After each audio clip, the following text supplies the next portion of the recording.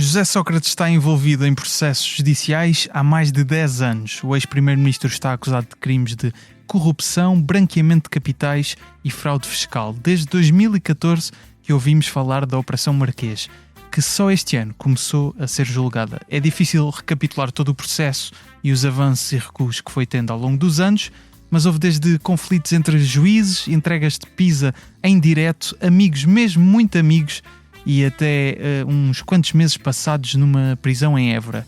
Cada novo acontecimento deste caso é quase uma caricatura de si próprio. E como o processo só pode ficar ainda mais estranho, eis que surge um musical que também o satiriza. Senhor Engenheiro, alegadamente um musical, conta a história de um primeiro-ministro que queria muito uma casa em Paris. É a nova criação de Henrique Dias, argumentista, coautor de Pôr do Sol e mais recentemente Felp. Apesar de já ter adaptado uns quantos musicais, é a primeira vez que cria um de raiz. O musical estreia no Dia das Mentiras e é uma das grandes apostas da produtora UAU para 2026. Ao contrário dos processos, promete que no teatro não há segredo de justiça. Para falar deste e outros projetos em que tem estado envolvido, recebo novamente, como prometido até em agosto, o Henrique Dias. Bem-vindo, Henrique. Obrigado, Cristiano. Humor à primeira vista.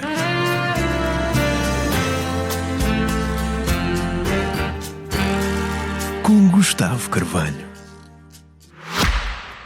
Lá vai o hacker para o ataque. Passa por um colaborador, passa por dois. Finta a VPN e o antivírus grátis. Dá uma revenga na firewall. Olha, vai finalizar o ataque informático. Mas a Vodafone Business faz uma grande defesa. Agora a sua empresa pode ter a melhor defesa contra ataques informáticos. Com os seus equipamentos protegidos com o Trend Micro, a partir de 1,70€ por mês, o seu negócio pode tudo. Together we can. Vodafone Business. O julgamento da Operação Marquês neste momento está suspenso até dia 4 de dezembro. O anúncio deste espetáculo, especificamente nesta altura, é para aproveitar o facto de Sócrates estar sem advogado? Não, é que vamos começar os ensaios daqui a muito pouco tempo e é normal que uma peça que é tão apetecível este tema para a comunicação social, nós saberíamos que os atores falam com os amigos com a família, a coisa mais tarde ou mais cedo ia sair cá para fora e decidimos, lá está, a controlar nós a narrativa e sermos nós a anunciar a peça, apesar de ainda faltar algum tempo, em vez de se descobrir e depois nos virem fazer perguntas, assim assumimos logo o que é que estamos a fazer. Mas eu estive até a ver a ficha técnica, o texto é teu, a encenação é do Rui Melo, a música, a direção musical do Artur Guimarães e temos Marta outras... Carreiras faz a cenografia. Há a direção vocal, cenografia, figurinos, coreografia, som, depois ainda há os atores, há a banda, há bailarinos, é mesmo muita gente. Ainda assim, o maior departamento é o dos advogados ou não? Não. Não há advogados? Não há advogados. A sério? Sério, nós Não há receio de que Sócrates se chateie com isto? Vamos lá ver uma coisa, nós temos que começar a desmistificar esta ideia que começou a surgir há pouco tempo atrás, que deste cuidado um bocadinho paranoico, ou seja, nós vivemos numa sociedade que há pouco tempo havia o Contra-Informação, fazia humor desse todos os dias, o Ricardo faz humor desse todos os dias, vimos de uma tradição de Gil Vicente, de Guerra Junqueiro, mesmo revista? Da revista, ou seja, não sei porquê, há um tempo para cá começámos a ficar com uns certos pruridos em fazer sátira. A sátira é uma coisa absolutamente normal e aceitável e saudável na sociedade. Evidentemente, mas conhecendo a personalidade do Sócrates, não é? Sabemos que se irrita com alguma facilidade. Vendo um musical a ser anunciado baseado em partes de factos públicos que conhecemos sobre o processo, sim, imagino que vocês esperem algum tipo de irritação por parte dele. Isto quando nasce, eu estava em casa a ver uma altura qualquer um detalhe deste processo, uma reportagem sobre alguma coisa deste processo. Quando eu digo processo, ou seja, desde o início... 2014, como eu disse? Sim, exatamente, desde essa altura. Exato. Não propriamente do julgamento. E comecei a achar que era interessante tratar aquilo de um ponto de vista de sátira e de um ponto de vista cómico, e nomeadamente musical. A ideia nasce daí.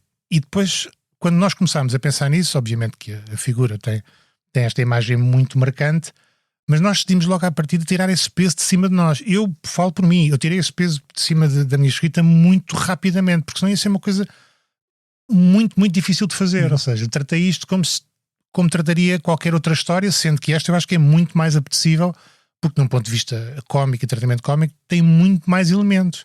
E tem uma grande vantagem que é, quase tudo é reconhecido pelo público. É assim que o humor funciona por identificação. As referências estão todas, ou seja, e tentei tirar esse peso de cima de mim, ou seja, e depois quando nos juntámos todos mais à frente no processo criativo, todos decidimos que isto era um exercício de liberdade de criação, que nós falamos muito na liberdade de expressão e que é protegida constitucionalmente. Além da liberdade de expressão, a Constituição protege também a liberdade de criação artística, que é um passo à frente da liberdade de expressão, e é uma coisa ainda mais abrangente. Portanto, é apenas o exercício de liberdade de criação artística. Claro, é óbvio, mas ainda assim podem existir condicionalismos, não é? Ou seja, uma pessoa pensa, queres obviamente exercer a tua criatividade, como estás a dizer, mas podes pensar, ok, eu vou meter nisto, depois vou levar com chatices de Sócrates vai se chatear, se calhar ainda tenta evitar que isto aconteça. Eu tenho alguma vantagem, o facto da minha formação, eu sou jurista de formação, exatamente. Portanto logo à partida consigo ter algum finalmente a licenciatura de Direito. Finalmente serviu para alguma coisa. Finalmente serviu para alguma coisa. Os meus pais iam ficar muito contentes. Consigo ter algum discernimento até onde é que posso ir e não posso ir.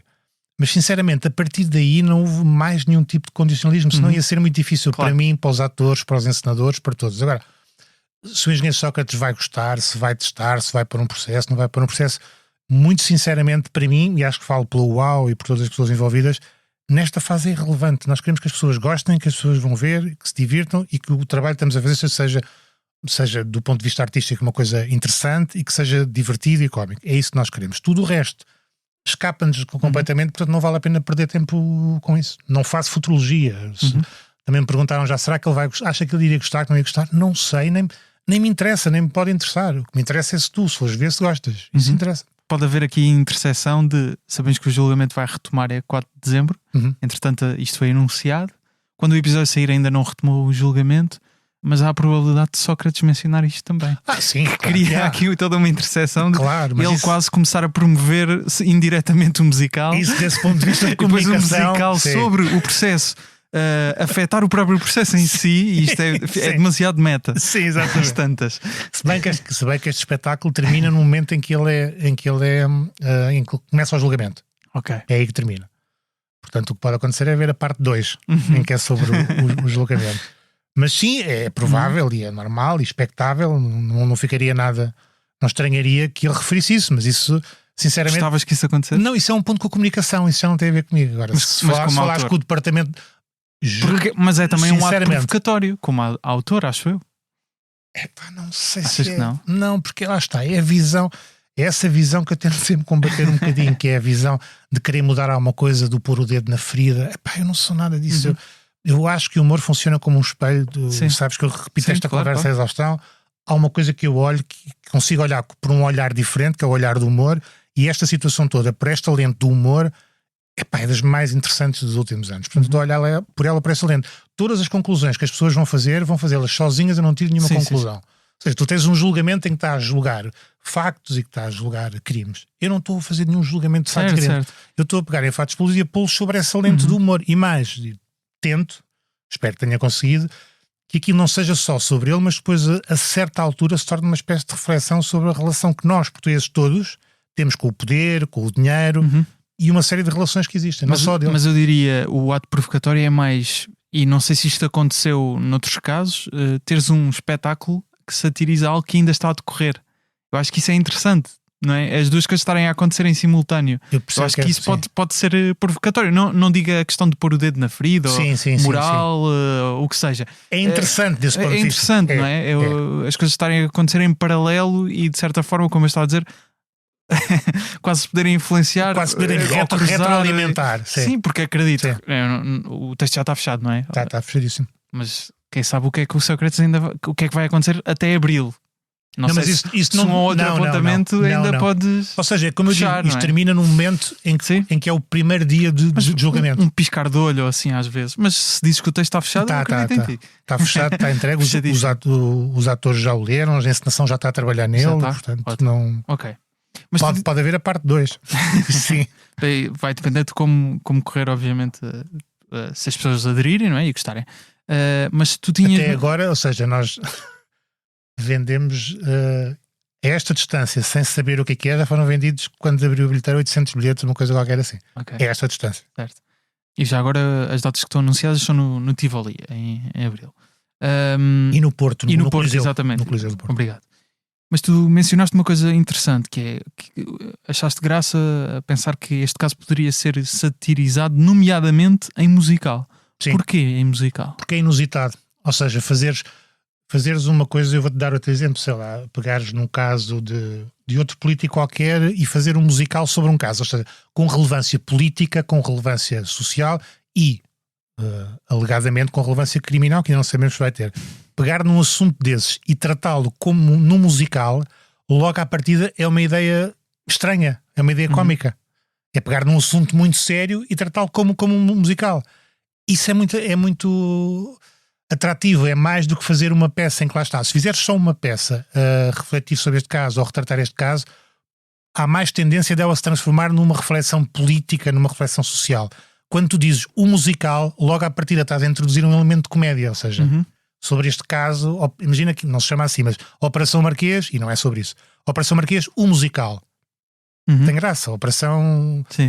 Destas últimas que aconteceram, BPN, um musical, sei lá, qualquer coisa assim, percebes? Tem muito mais graça dizeres o musical quando estás a falar de um tema sério, político, com gravidade. Mas porquê é que o teu cérebro foi para musical? Podia, por exemplo, ter ido para bailado, não é? Também seria inusitado, não é? Mas porquê o musical? Lá há aí qualquer coisa dentro de ti que... Porque o musical... musical? Porque é exatamente isso, é ligar o musical em que de repente, como nós sabemos, está toda a gente a cantar e muito alegre e há ali uma vibração muito positiva. Levar isto para um caso que tem este peso é muito cómico. Eu não te posso contraste. O contraste, eu não te posso estar a dar os exemplos, mas imagina muitas coisas que tu sabes da vida do engenheiro José Sócrates, de repente elas serem transformadas no personagem que é inspirado nele, de repente desata numa canção a cantar sobre isso. Ou seja, isto à partida tem um potencial cómico muito maior em musical do que se fosse um sketch.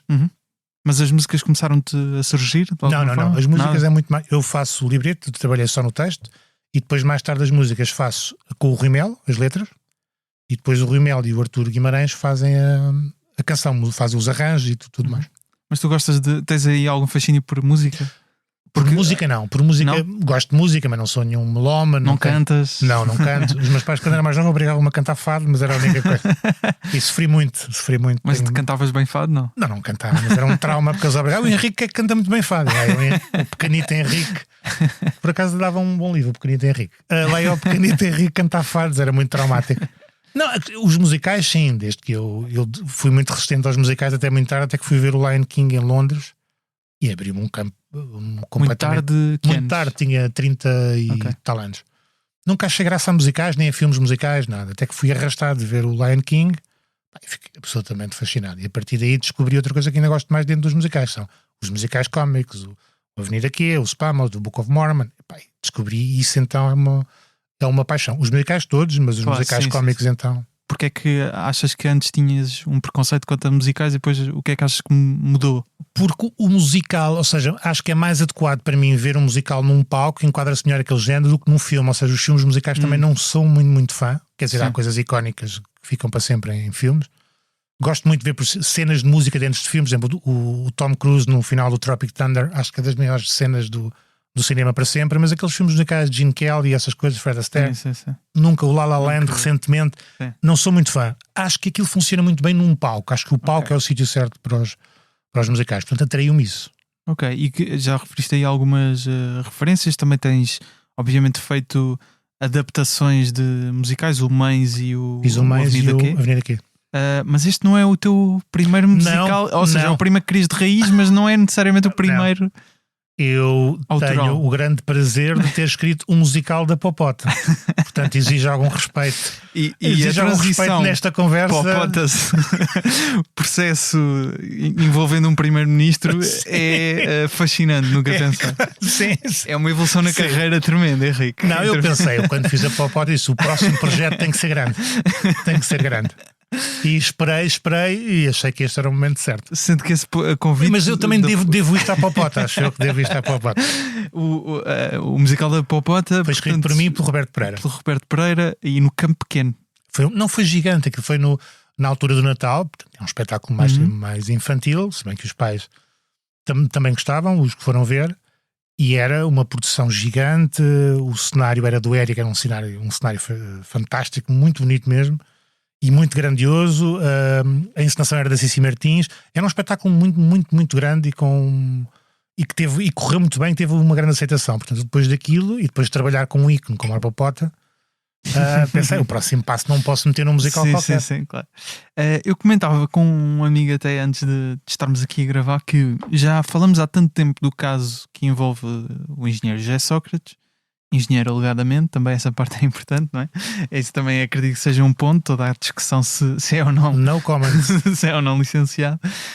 Mas ele já foi satirizado tanto, não é? Já, se calhar até já há pessoas que dizem que é punching down. Coitado do senhor, já tão em baixo, ainda continuam a gozar com ele.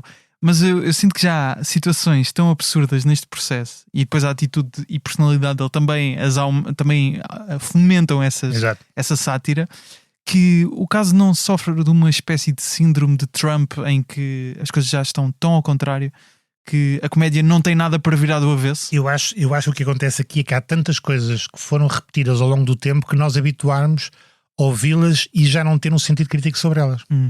Há muitas coisas que mesmo eu, depois quando estava a fazer a investigação para a escrita, comecei a olhar, pois realmente isto é assumido por nós sabemos que isto foi dito. E já assumimos como normal, uma coisa é repetida, qualquer coisa que seja repetida durante muito tempo, por mais estranha, começa-te a soar familiar. Até ao dia em que alguém te volta a apontar e dizer, mas anda lá um bocadinho atrás e pensa bem nisto na frase. E tu realmente dizes, isto realmente ou é muito estranho, ou é muito cómico, ou é muito estúpido, quer que seja. E é isso que acontece em muitas das coisas que estão ali, porque mais uma vez, nada daquilo vai ser uma novidade para ninguém. Agora, de repente aquilo vai ser olhado por outro lado. E como é que foi esse processo que são muitos anos a falar-se deste caso? Como é que foi esse processo de ir redescobrir coisas que se calhar já sabíamos, mas não estavam na tua memória? Porque há muita informação, não é? Muita. Foi um bocado, isto demorou um ano, entre pesquisa e escrita demorou cerca de um ano. E sinceramente o processo de depuração foi o mais complicado, porque era tanta coisa, e era tudo muito apetecível. E teve que ser um processo de depuração, isto não vale a pena, mas foi um trabalho muito complicado. E depois, lá está, havia coisas que tu poderias pensar que são assim, eu poderia pensar, mas eu tive sempre que me cingir pelas coisas que são públicas e que eu encontrei fontes para fazer referências a elas, porque senão teria a entrar num campo que não é o meu, ou seja, o meu campo é pegar nesses factos públicos. Portanto, foi esse trabalho de investigação e depois um trabalho de depuração a seguir que foi o mais trabalhoso, e depois a escrita. A escrita foi relativamente prazerosa. E a parte dos números musicais, estavas a dizer que tinham surgido com... Não, isso, ou seja, já depois de teres tudo escrito, é isso? Ou seja, eu faço o libreto e depois aqui sei que vai ter uma música sobre um determinado tema. Ok. Como é que a música vai... Sei do que é que a música vai falar. Mas depois não influenciou que já tens escrito depois dessa cena? Não, porque eu sei que naquela música o que é que vai ser transmitido. Nesta música, logo a mensagem, o conteúdo. Depois sento-me com o Rui e escrevemos aquela música com aquele conteúdo. Muitas vezes acontece, eu e o Rui chegamos à conclusão, se calhar o conteúdo dele aqui a mensagem não deve ser esta, deve ser outra. Isso faz com que ele depois tenha que voltar ao texto e afinar algumas coisas, mas são afinações. Mas isso está a acontecer muito neste processo que eu estou neste momento com o Rui a fazer esse processo das músicas, e está a acontecer muito. E esse processo é fundamental, porque tu acabas por cozer muito mais as músicas com o texto, porque o trabalho que eu faço é uma coisa muito hermética. Se fizesse uma coisa, agora letras, agora texto, e agora músicas, ficava uma coisa quase espartana. Estamos aqui, passamos para aqui, estamos aqui, e nós queremos que isto seja um bocadinho mais surpreendente. Disseste que já tinhas tido a ideia há algum tempo. Sim. Porque é que levou tanto tempo a maturar? Não, eu tive a ideia no dia em que liguei no telefone, liguei ao Paulo Dias? Ao Paulo Dias, que é o produtor, o dono da UAU, e disse, olha, tenho aqui uma ideia para fazer isto, e expliquei-lhe. Isto foi à noite, eu lembro perfeitamente. Claro, do outro lado houve um silêncio, porque não é uma coisa que tu digas, que ideia espetacular, vamos fazer isso. Deixa-me pensar, falamos amanhã. E eu fui-me tentar convencer, isto não vai acontecer. Não vai acontecer. No dia a seguir ligou-me, olha, estive a pensar, acho uma grande ideia, vamos embora. Foi ali um bocado o medo primeiro, espera aí que se calhar estou aqui a dar um passo grande demais, mas depois o entusiasmo voltou e começaste logo a escrever? Não, comecei o processo de me encontrar com ele, de falar, comecei logo a falar com o encenador, comecei logo a falar com o cenógrafo na altura, começámos a falar sobre o que é que a peça poderia ser, o que é que queríamos transmitir, porque eu tinha uma ideia, mas eu gosto muito de fazer um processo colaborativo. O Herman quando eu trabalhava nas produções fictícias, tinha uma regra que era, vocês mandam as piadas todas que querem e depois eu utilizo aquelas que eu quero. Ou seja, não vos estou de nenhuma maneira a cortar a vossa imaginação, querem fazer sobre isto, sobre aquilo, eles mandam sobre tudo e eu faço o que eu quero, escolhas que eu quero.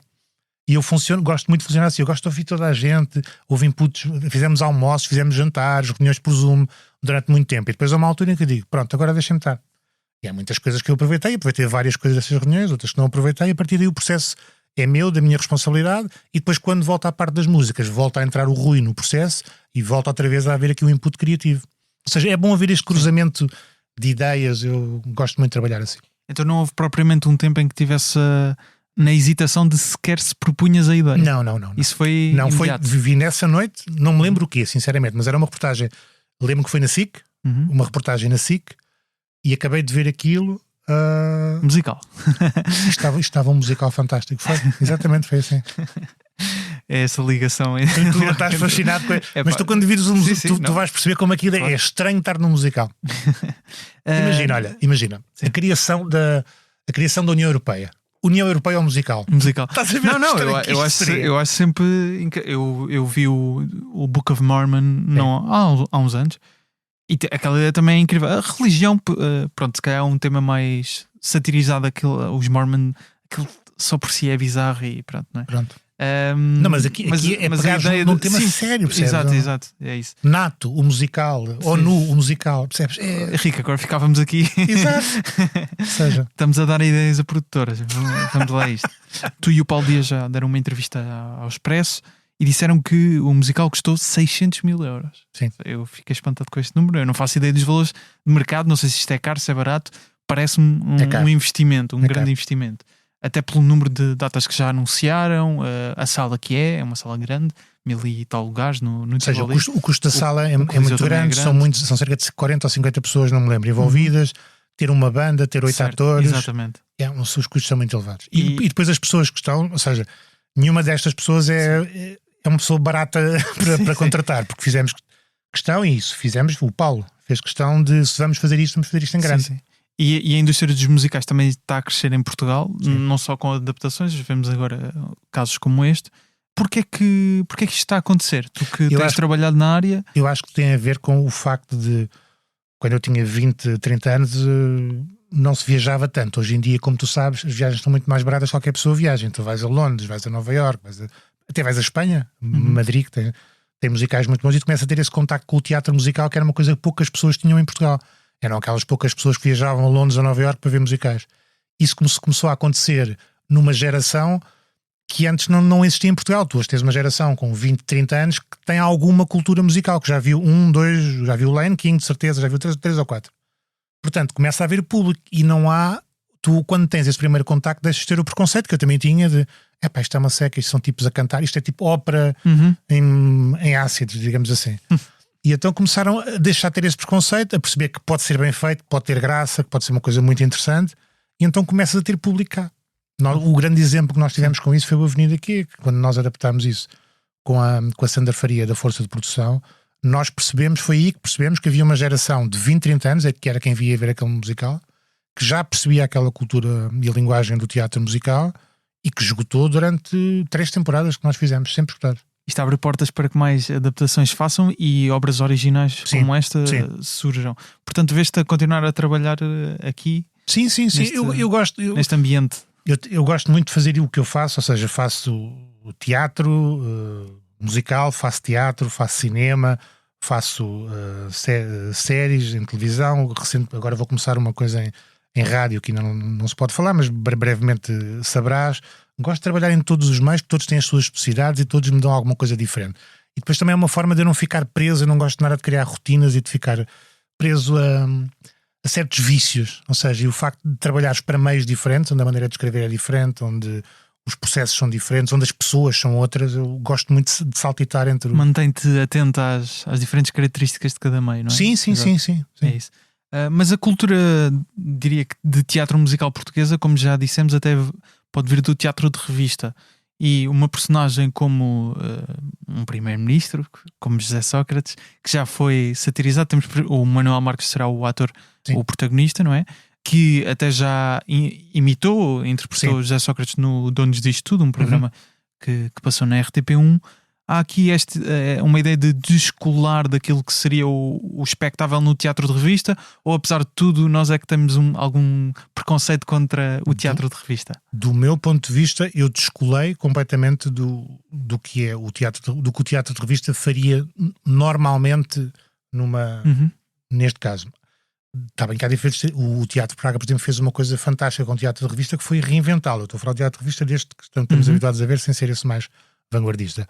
Mas eu acho que, como está escrito, e sem me adiantar, mas o Rui Mel poderá falar melhor do que isso do que eu, a maneira como o Rui Mel está a pensar pegar naquele personagem não tem nada a ver de como ele seria tratado no teatro de revista. Em termos de encenação, é isso? Em termos de encenação. Acho que o Rui, e isto foi uma coisa logo falada no início, mas a decisão é dele, não quer fazer, e a meu ver muito bem, uma colagem a fazer uma imitação, pois, como no Donos disto tudo do Engenheiro José Sócrates. Acho que isto não. Acho que para o Manel não é tão interessante, para o público não é tão interessante e não seria novo. Em que fase é que estamos neste momento? Tu já entregaste o guião? Eu Os entreguei atores o já guião. estão a ensaiar? Entreguei o guião, estou neste momento a trabalhar com as músicas com o Rui, faltam-nos 4 músicas, salvo erro. Já estão escritas, mas é Sim. musicar, é isso? Faltam-nos 4, não faltam de escrever e musicar 4. Ok. Mas as outras para trás já estão escritas e já têm arranjos naquela fase inicial, depois vão ter uma pós-produção maior. Os atores já leram todos o texto, já fizemos uma leitura entre Já todos. estão todos os atores escolhidos, então? Não estão escolhidos, já fizemos uma leitura com vários atores, ainda há ok, aqui ok. umas decisões, mas já foi feita uma leitura com todos os atores que nos interessam. Portanto, agora são coisas que o Rui ainda irá afinar. Portanto, os ensaios deverão começar daqui a mais um mês e meio. A música original é do Artur Guimarães, certo? Que É tem do feito Rui e do do Rui e do Artur. O Rui Artur Mel. também tem feito várias adaptações. Ele até já passou aqui neste podcast com o Rui Mel, curiosamente, quando falámos do Dear Evan Hansen, Exatamente. querido Evan Hansen. Tu, numa conversa em abril, acho eu, com o Nuno Artur Silva no programa A Escuta do Mundo, dizias que, ao contrário do Scorsese, acho que é o Scorsese, eu por acaso não fui confirmar, que faz um projeto para ele e outro para o público. Sim. É o Scorsese, não é? É o Acertei. Scorsese, é. Tu fazes um para ti e 4 para o público. A proporção é um bocado diferente É. cá. Este musical do Senhor Engenheiro é para quem? Este musical do Sr. Engenheiro é para mim. É para ti? É para mim. É para mim. Ou seja, o é para mim engloba aqueles que são para mim e para o público. Atenção. Sim. Mas este claramente é para mim. Ou seja, se o gozo que eu tenho a fazer isto é uma coisa tremenda, e o que eu me diverti a fazer isto e o que eu me estou a divertir no processo, e sei que ainda me vou divertir agora daqui para a frente, este é daqueles que é para mim. Os melhores são estes, são aqueles que é para mim e que eu sei que são para o público. Há outros que eu sei que são para mim que não são para o público.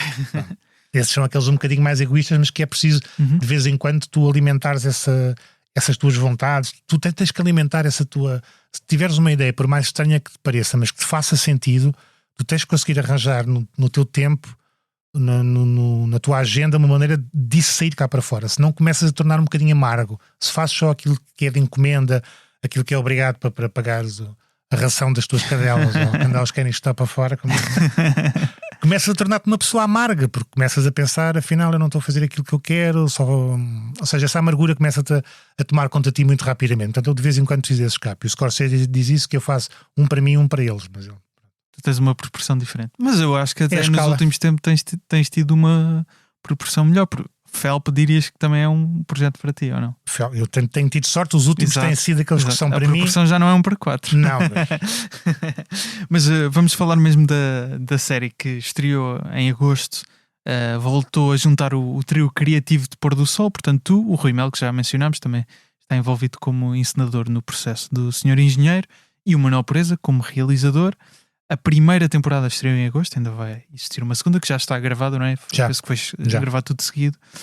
Basicamente é um mundo em que humanos e bonecos convivem. Os bonecos são uma minoria, portanto sofrem no pelo, neste caso, todos os... O problema de qualquer minoria. De qualquer minoria na nossa sociedade. Mas como acho que usas a expressão como são fofinhos, né? É mais digerível para nós, para não nos sentirmos tão mal com nós próprios, não é?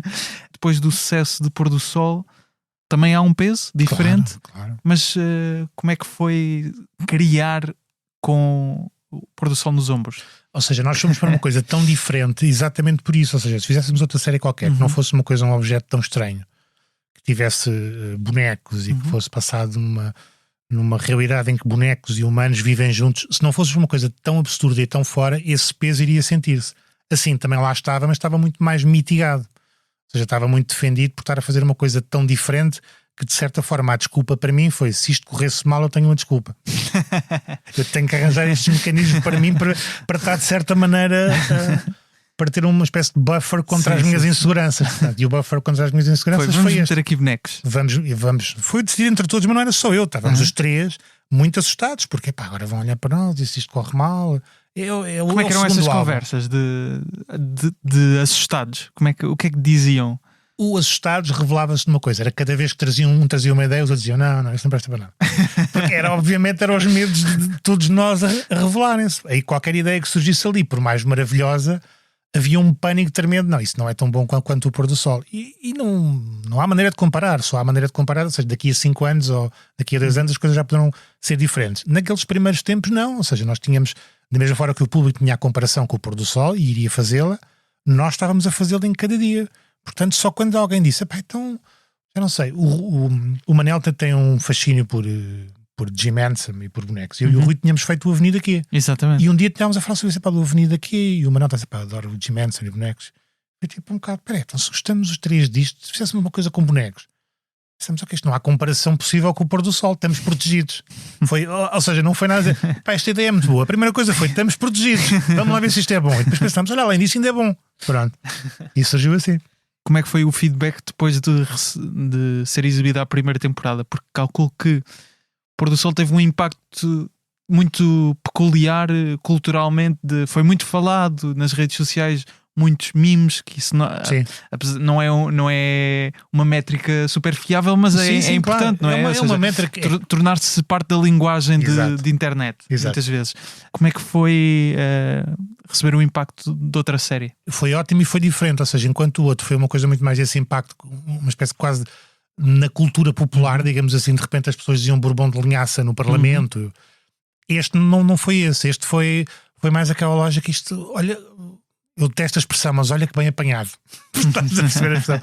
Houve muitas coisas dessas. E depois conseguimos fazer aquilo que estavas a dizer há bocado, que é o facto de teres uns bonecos fofinhos, consegues dizer coisas completamente absurdas. É mais fácil, mas duras, duras, consegues ser assintoso e consegues mostrar realidades que de outra maneira tu podias ser julgado quase politicamente. Sendo bonecos a fazê-lo, o julgamento político não é tão forte. Já nos tinha acontecido isso com o Avenida Q. No Avenida Q os bonecos dizem coisas muito agressivas do ponto de vista social e político, mas como são bonecos a dizer, tu consegues trazer aquilo para cima da mesa. Isso é muito interessante.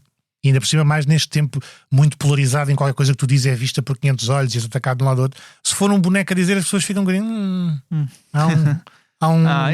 até é fofinho. É fofinho, exatamente. Vamos desculpá-lo. Tu estavas a dizer que nesse período em que estavam um pouco assustados, tinham várias ideias. Eu lembro-me quando gravámos em 2022, depois de Pôr do Sol, dizias que já tinham na altura ideias para o novo projeto. Já era Felp? Já. Então demorou este tempo a preparar vocês a convencerem-se, a criar os bonecos? Demorou, ou seja, era a criação do Pôr do Sol de um ponto de vista narrativo.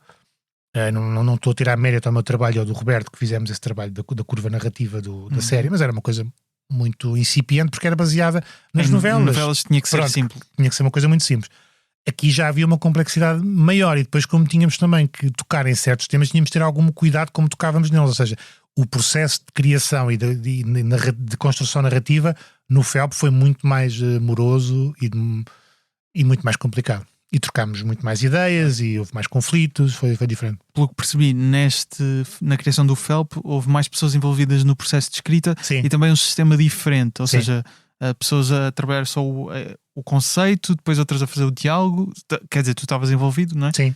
Explica-me porque é uma coisa diferente do que estamos habituados. É uma coisa do que normalmente se faz, sim, exatamente. Fizemos uma writer's room à nossa medida, ou seja, normalmente cá o dinheiro é tão pouco que uma pessoa tem a ideia, faz a escaleta, é o resumo de cada episódio, o que é que se passa em cada episódio, em cada cena. Este vai ter que transmitir esta mensagem, este está com este e faz isto, e depois escreve-se os diálogos noutra fase. Portanto, damos 3 fases. E normalmente em Portugal há tão pouco dinheiro que é a mesma pessoa que tem a ideia, faz esse esqueleto todo da série e depois a seguir ainda faz os diálogos. E ali, como o Manel percebe a importância do guião, deu um bocado mais dinheiro para nós dividimos isto em 3 fases. Portanto, eu tive uma fase em que eu, o Rui e o Manel tivemos ali uma espécie de ideia base de toda a série. Depois eu, a Patrícia Castanheira, o Filipe Santos e o Pedro Ferreira fizemos os 3, o que é que se passava em cada episódio, o que é que cada uma personagem é, como é que elas interligavam, o que é que elas queriam, como é que elas começavam, como é que elas acabavam, e cozemos isso tudo em 20 episódios, e depois eu e o Roberto Pereira fizemos por cima disso só os diálogos. Só os diálogos. Ou seja, eu acompanhei as 3 fases, Sim. mas em cada uma das fases tiveram pessoas diferentes, e o resultado nota-se, é completamente diferente, até porque cada vez que passas um passo à frente, a pessoa que vai pegar acaba por fazer um pouco, de certa forma, a revisão do que o outro fez anteriormente. Portanto, o trabalho é muito mais depurado. Nas Writers Room americanas são assim, ou seja, tens os criadores que criam qualquer série, depois a seguir vais para a Writers Room, o criador está com imensa gente que vai escrever com todos os guionistas e fazem os esqueletos dos vários episódios, e depois ele distribui a cada uma das pessoas, olha, tu vais fazer este, tu vais fazer aquilo, tu vais fazer aquilo, e aí as pessoas já só fazem diálogos. Já só fazem diálogos, ok. Muito raro. Quando os episódios são entregues, eles já vão quase todos estruturados, não digo uns vão mais, outros menos, consoante também o guionista a quem tu dás, mas a maior parte das vezes já vão tão estruturados que ele trabalha só em diálogos. E tu tens uma parte preferida, né? Os diálogos, claramente. Os diálogos. Eu gosto, ou seja, não consigo estar hoje em dia num processo que não consigo acompanhar desde o início. Faço questão e só trabalho assim.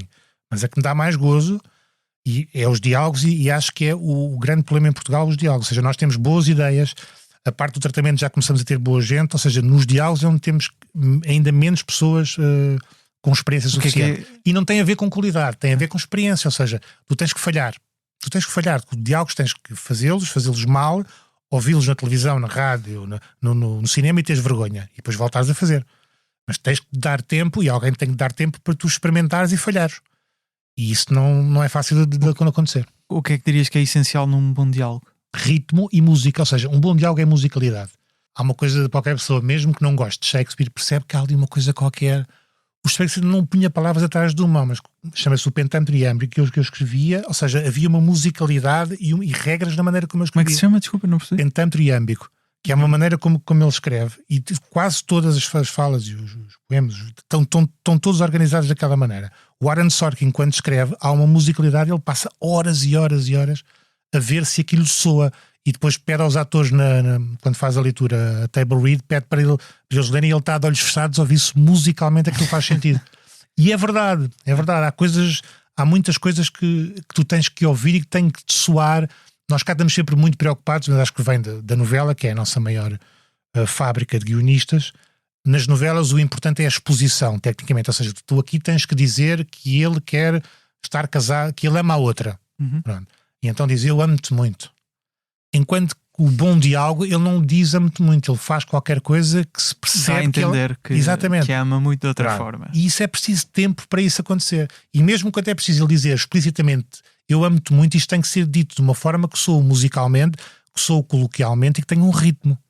E é isso que nós sentimos. Quando vocês chegam à parte dos diálogos, tu que neste caso passas pelas 3 fases, já tens ideia do que vais meter nos diálogos? Ou seja, já tens piadas pensadas para os diálogos ou não? Não. Nada? Não. Okay. Não. Tenho algo, ou seja, algumas situações já são piadas em si, mas piadas pensadas para aquela cena, nada. Não. Então não. Ou seja, enquanto que a parte de criar o conceito, depois listar o que é que acontece em cada episódio é muito mais de narrativa e de organização do pensamento, não é? Depois as graças no fundo estão nessa parte dos diálogos. Há 2 tipos de humor, porque por exemplo o trabalho que eu fiz com a Patrícia Castanheira, com o Pedro Ferreira e com o Filipe Santos, o que nós estivemos a fazer ali, quando estamos a criar uma situação, ela já tem comédia. Sim, por exemplo, quando os bonecos entram numa peça de teatro e dizem boneco ou fake. Ou seja, essa situação já tem um elemento de comédia, ela já está feita para isso. Agora, o que é dito exatamente depois, durante o confronto entre a atriz que está em palco e o boneco, isso não está pensado. Às vezes pode haver uma outra piada com algum deles, é para giro ele dizer isto ou aquilo, e aponta-se, mas isso será, sei lá, 10% do que aparece no final em termos de texto. Quem é que são os melhores guionistas a fazer diálogos? Não em Portugal, para ti, digo, influência. Não vou estar... tu estás a dizer no mundo inteiro. Não, é o Aaron Sorkin de longe. Mas não tem comparação neste momento. Aaron Sorkin, por exemplo, fez o The Social Network. Sim. Outras grandes séries, o West Wing, o Newsroom também inicialmente, não é? Depois acho que saiu. Fez uma coisa muito boa que não teve continuidade, que era Sunset Studio ou Sunset Boulevard, uma coisa que era assim, que era os bastidores de um programa tipo Saturday Night Live. Acho que nunca... Essa série é absolutamente brilhante, só teve uma temporada porque estreou o 30 Rock exatamente na mesma altura. Mas essa série vale a pena ver. Ok, acho que nunca vi essa. E não há ninguém que escreva diálogos como E ele vem do teatro. Não, ele trabalhava num... Não? A primeira coisa que ele fez foi uma peça. Ele trabalhava num diner em Nova York e a primeira peça que ele escreveu foi A Few Good Men, uma questão de honra. Certo. E escreveu naquelas coisas incríveis. Escreveu em guardanapos enquanto estava a trabalhar e foi representada na cave do diner. E um dia um ator, só em Nova York, um dia um ator qualquer, nem muito conhecido, foi ver aquilo porque as pessoas achavam graça, viam lá e disse, pá, isto é mesmo muito bom, trabalha isto mais. E ele trabalhou um bocado mais na peça e foi a primeira peça que ele fez. Foi o Few Good Men com o Tom Cruise. Vinha do teatro, então. Não sei mas a primeira foi uma peça de teatro. Sim, mas achava mesmo que ele tinha esse passado. Ele até tem uma coisa naquelas coisas do Masterclass. Sim, vale a pena a Masterclass dele. Eu tenho a dele. Pronto. Eu tenho a dele. Pronto. Também naquela conversa que disse que tivemos em 2022, dizias que o Pôr do Sol, antes da série estrear, tinhas a ideia de que iria mudar um pouco o paradigma por ser um estilo de humor tão diferente.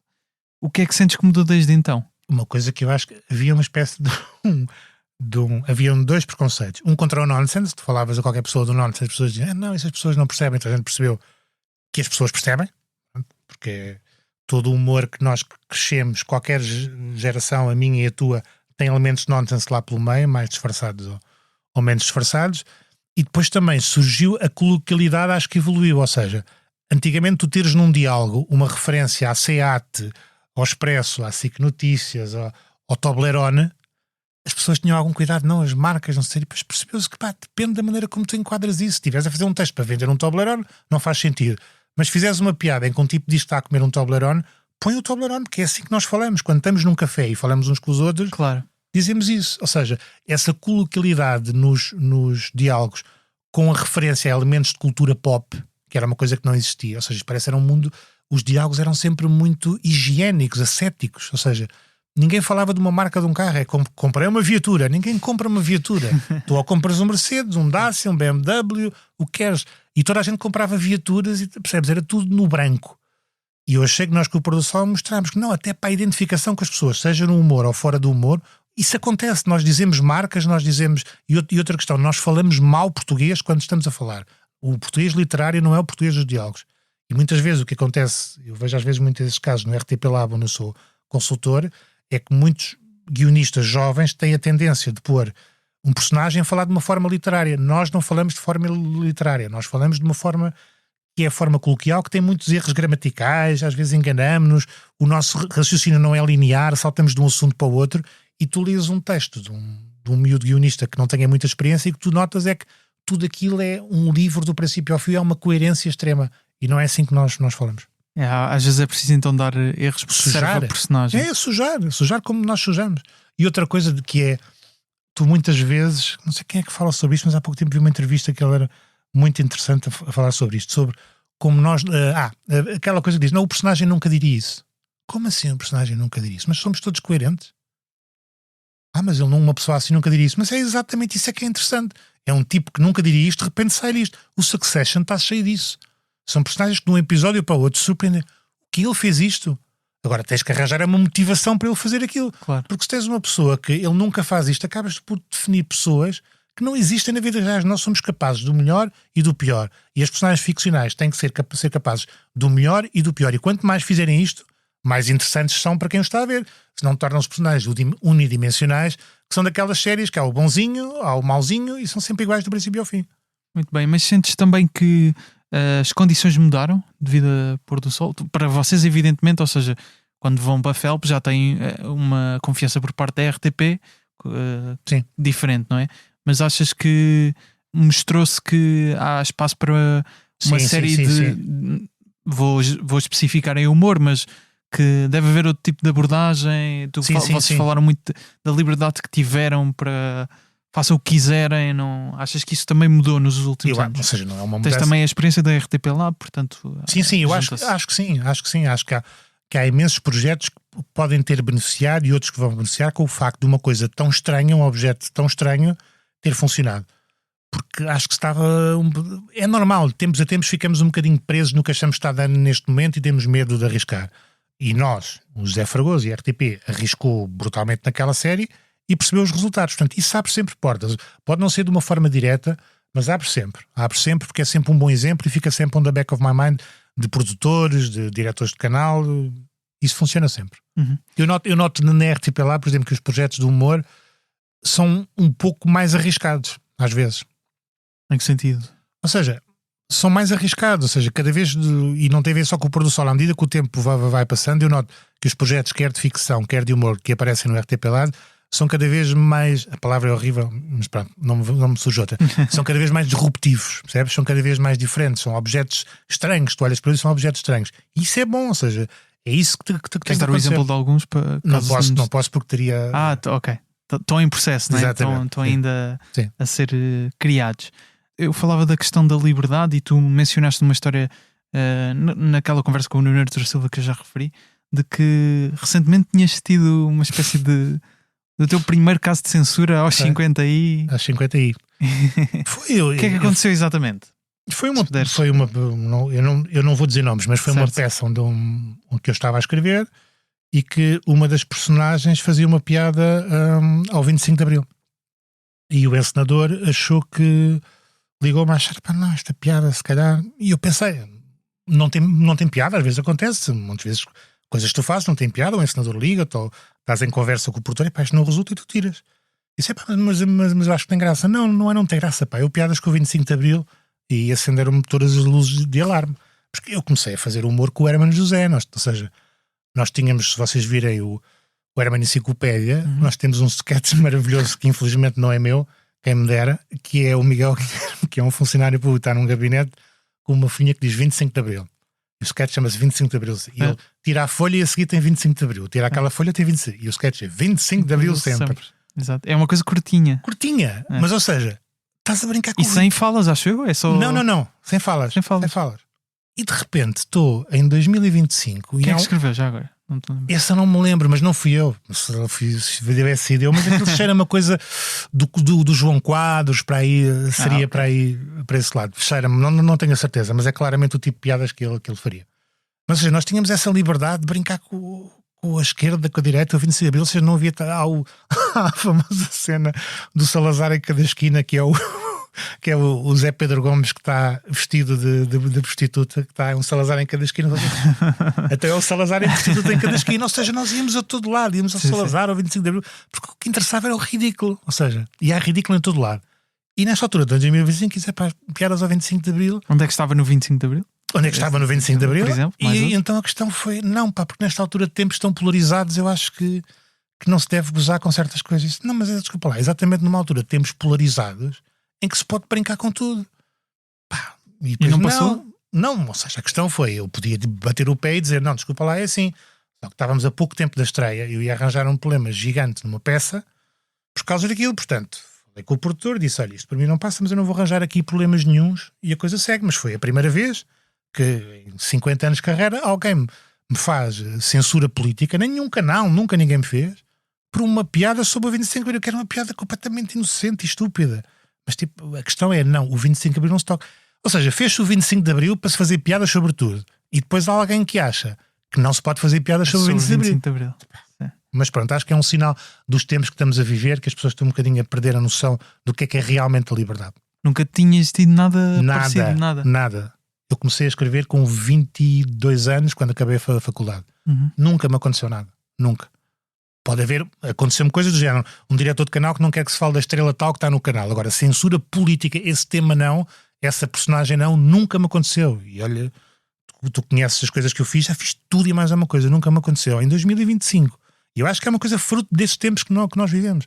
As pessoas não se apercebem que a liberdade do 25 de Abril é para se poder fazer humor sobre o 25 de Abril, para se fazer humor sobre qualquer partido, sobre qualquer situação, sobre tudo. Pronto, deixei a coisa passar porque achei que se fosse no início não teria passado, porque acho que era importante.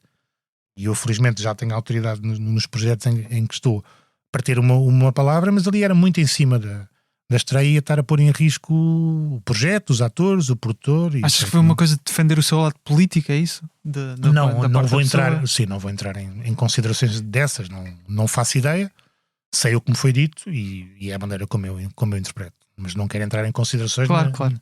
Mas é de facto aos 50 e tal anos ter a primeira. Não, mas esquece ser os 50 anos. Eu vejo o mais estranho para mim é não se pode fazer uma piada sobre a data que nos deu a liberdade de fazer piadas.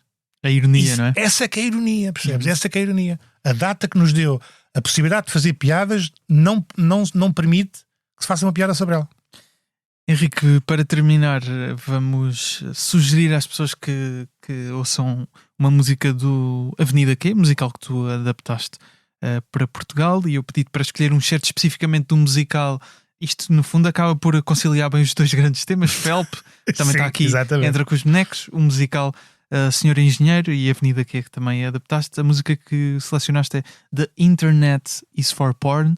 Porquê esta música? Porque a versão, quando nós fizemos cá, foi um sucesso brutal. Era feito pelo Rodrigo Saraiva, que fazia o boneco, que é o Trekkie, e a Ana Chloe fazia a professora. E basicamente essa música é sobre uma professora. Temos de lembrar os tempos desse musical, que a internet era uma coisa relativamente nova. Uhum. E não havia uma professora, que é um boneco, muito inocente, que diz: o que é que eu vou ensinar às crianças? Já sei, vou-lhes ensinar a internet, que é uma coisa nova, dá para descobrir mundos, dá para saber tudo o que há, e aparece o boneco, e dá para a pornografia. E então está-lhe interrompendo: sim, mas também dá para isto, e para a pornografia. A música toda. E é a música toda, e depois ele diz o que é que ele faz com ela diz o que é que acha que se devia fazer com a internet, e ele diz o que é que ele faz verdadeiramente com a internet. Estavas a dizer, o musical é de 2003. Exatamente. 2003. Criado pelo Robert Lopez, que é daquelas pessoas que tem um Emmy, Grammy, Oscar e Tony, que também é um dos coautores do EGOT, nem sei como é que se diz, mas também co-criador do Book of Mormon. Mas não é, por acaso eu não sei como é que se diz, sim. Mas é Grammy, Oscar, Tony. Emmy, Grammy, Oscar e Tony. Acho que é EGOT, mas fica a sugestão para irem ouvir The Internet is for Porn, a versão do Q Avenue, Avenida Q, adaptada em Portugal. Henrique, muito obrigado por teres regressado ao Humor à Primeira Vista. O Henrique Dias está no Instagram em henrique.dias.etc, o Humor à Primeira Vista em humoraprimeiravista.podcast, com excertos em vídeo do episódio. As fotografias do episódio são de Nuno Fox, a fotografia de capa é de José Fernandes, com design de Tiago Pereira Santos. Um agradecimento especial ao Tiago Filipe pela voz do genérico e ao Rui Mirama pela ajuda. A coordenação é de Joana Beleza e a direção de João Vieira Pereira. Eu sou o Gustavo Carvalho, estou no Instagram, Twitter e TikTok em Gustavo Rito Carvalho. Quinzenalmente, à sexta-feira, escrevo sobre o que se anda a passar no mundo da comédia na newsletter Humor à Primeira Vista. O podcast volta na próxima terça-feira. Sigam-nos nas apps de podcast e nas redes sociais do Expresso. Se tiver sugestões ou ideias que queira partilhar com a equipa de podcasts, envie um e-mail para podcast@empresa.pt. Henrique, mais uma vez, muito obrigado.